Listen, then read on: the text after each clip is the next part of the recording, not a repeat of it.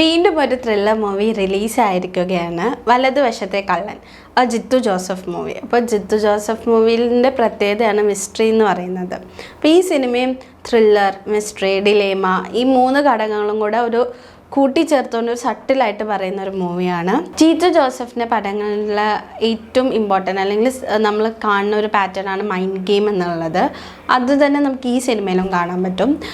പിന്നെ ഇതിൻ്റെ കാസ്റ്റിംഗ് നോക്കുകയാണെങ്കിൽ ബിജു മേനോൻ, ജോജു ജോർജ്, ലെന, ലിയോണ ലിഷോയ്, ഷാജു ശ്രീധർ, പിന്നെ ഇർഷാദ്, വൈഷ്ണവി, ഗോകുൽ, നിരഞ്ജന അനൂപ്, അങ്ങനെ കുറച്ച് കാസ്റ്റിംഗ് ഒക്കെ നമുക്ക് കാണാൻ പറ്റും.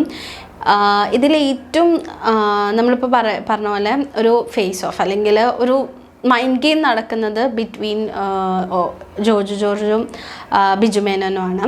അപ്പോൾ ഈ മൂവിയിൽ നമുക്ക് സ്ഥിരം കാണാവുന്ന പോലെ ജിത്തു ജോസഫിൻ്റെ പടങ്ങൾ കണ്ടുവരുന്ന പോലെ കുറേ ട്വിസ്റ്റുകളുണ്ട്. പക്ഷെ നമുക്ക് കുറേ കോംപ്ലിക്കേറ്റഡ് ആണെങ്കിൽ പോലും പക്ഷേ ട്വിസ്റ്റോടെ ട്വിസ്റ്റാണ്, അല്ലെങ്കിൽ ഭയങ്കരമായിട്ട് നമുക്കിത് എങ്ങനെ സംഭവിച്ചു അങ്ങനത്തെ കൺഫ്യൂഷൻ വരുന്ന രീതിയിലല്ല.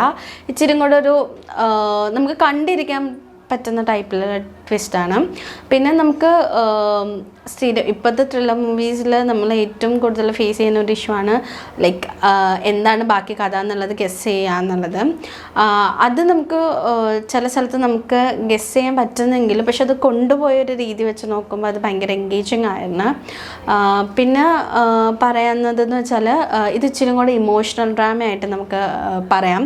ത്രില്ലർ അല്ലെങ്കിൽ മിസ്റ്ററിനേക്കാളും ഇച്ചിരി കൂടെ ഇമോഷണലായിട്ടാണ് ഈ മൂവീനെ ട്രീറ്റ് ചെയ്തേക്കുന്നത്. അതിലെനിക്ക് ജോജോ ജോർജും ബിജു മേനോനും രണ്ടുപേരും ആ ഇമോഷണൽ ക്യാരി ചെയ്യാൻ ഭയങ്കരമായിട്ട് ക്യാരി ചെയ്തിട്ടുണ്ടെന്ന് തന്നെ പറയാം. അത് നമുക്ക് ഭയങ്കരമായിട്ട് ഇതാവും. ഇതിൽ മ്യൂസിക് എന്ന് പറയുന്നത് വിഷ്ണു വിശാമാണ് ചെയ്തേക്കുന്നത്. അതെനിക്ക് പേഴ്സണലി നോക്കുകയാണെങ്കിൽ ഇതിൽ എൻഡിലേക്ക് ആ ബിജു മേനോൻ്റെ ഒരു ഇമോഷണൽ ഡിലേമ വരുമ്പോൾ ഈ മ്യൂസിക്കും ഭയങ്കരമായിട്ട് എനിക്ക് വർക്കായി. ഇപ്പോൾ മ്യൂസിക് എടുത്ത് നോക്കുകയാണെങ്കിൽ വിഷ്ണു ശ്യാമാണ് മ്യൂസിക് ചെയ്തേക്കുന്നത്. അപ്പോൾ ഇതിൽ എൻഡിലേക്ക് വരുമ്പോൾ ആ ഒരു ഇമോഷണൽ ഡിലേമ, ബിജു മേനോൻ്റെ ഇമോഷണൽ ഡിലേമയും അതെല്ലാം വരുമ്പോൾ ഈ മ്യൂസിക്കിൻ്റെ വർക്കും കൂടെ ഭയങ്കര ബ്ലെൻഡായിട്ട് വരുന്നുണ്ട്. പിന്നെ നമുക്ക് മൊത്തത്തിൽ നോക്കുകയാണെങ്കിൽ ഒരു സിമ്പിളായിട്ടൊരു ത്രില്ലർ, ഒരു മിസ്റ്ററി എന്നായിട്ട് നമുക്കതിനെ ട്രീറ്റ് ചെയ്യാം. പക്ഷേ ഇച്ചിരി കൂടെ സോഷ്യലി അല്ലെങ്കിൽ ടോപ്പിക്സ്, സബ്ജക്ട്സ് നോക്കുമ്പോൾ നമ്മുടെ സമൂഹത്തിൽ നടക്കുന്ന അല്ലെങ്കിൽ നമ്മൾ പോയിൻ്റ് ഔട്ട് ചെയ്യേണ്ട കുറച്ച് കാര്യങ്ങളാണ് ടോക്സിക് പാരൻറ്റിങ് എന്ന് പറയുന്നത്. അതാണ് എനിക്ക് ബേസിക്കലി ഈ ഒരു മൂവിയുടെ ബേസിക്കായിട്ട് നോക്കുമ്പോൾ ഇത് സിമ്പിളായിട്ട് പറഞ്ഞു പോകുന്നത്. കാരണം നമുക്ക് വില്ലൻ്റെ മോട്ടീവും അല്ലെങ്കിൽ അതിൻ്റെ ഒരു ബാക്ക്ഗ്രൗണ്ടും ആയിട്ട് അതിനെപ്പറ്റി ഡിസ്കസ് ചെയ്യുമ്പോൾ കുറച്ച് കൺവിൻസിങ് ആവാത്ത അല്ലെങ്കിൽ നമുക്ക് ആ ഒരു ഡെപ്ത്നെസ് തോന്നിയില്ലെങ്കിൽ പോലും ആ ഒരു ക്യാരക്ടറിന് അല്ലെങ്കിൽ ആ ഒരു കഥയിൽ കുറച്ചും കൂടെ ബാലൻസ് ചെയ്യുന്ന രീതിയിൽ ബിജു മേനോൻ്റെ പെർഫോമൻസ് വന്നിട്ടുണ്ട്.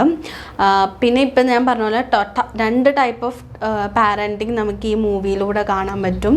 ടോക്സിക്കും പ്രോപ്പർ പാരൻറ്റിങ്ങും രണ്ടും നമുക്ക് കാണിക്കുന്നുണ്ട്. പക്ഷെ എനിക്ക് കുറച്ചും കൂടെ ഞാൻ നേരത്തെ പറഞ്ഞ പോലെ ബിജു മേനോൻ്റെ ആ ഒരു ക്യാരക്ടറിലൂടെ നമുക്ക് ആ ടോക്സിക് പാരൻറ്റിങ് കൊണ്ട് ഉണ്ടാകുന്ന ഒരു എഫക്റ്റ് നമുക്ക് ഈ മൂവി ശരിക്കും അത് ക്ലിയർ ആയിട്ട് കാണിക്കുന്നുണ്ട്.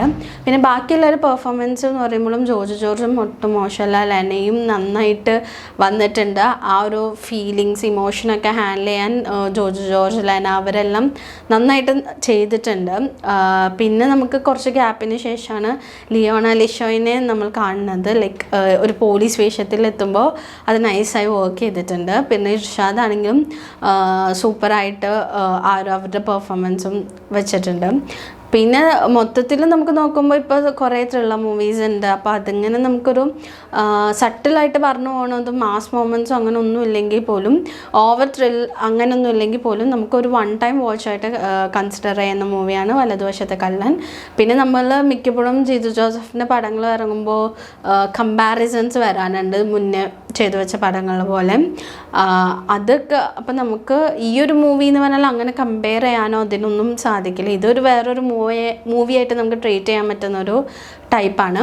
സോ ഈ മൂവി കാണാത്തവർ കണ്ടിട്ട് നിങ്ങളുടെ അഭിപ്രായം കൂടെ പറയണം. അപ്പോൾ അടുത്ത വീഡിയോ ആയിട്ട് വരുന്നവരെ ബൈ.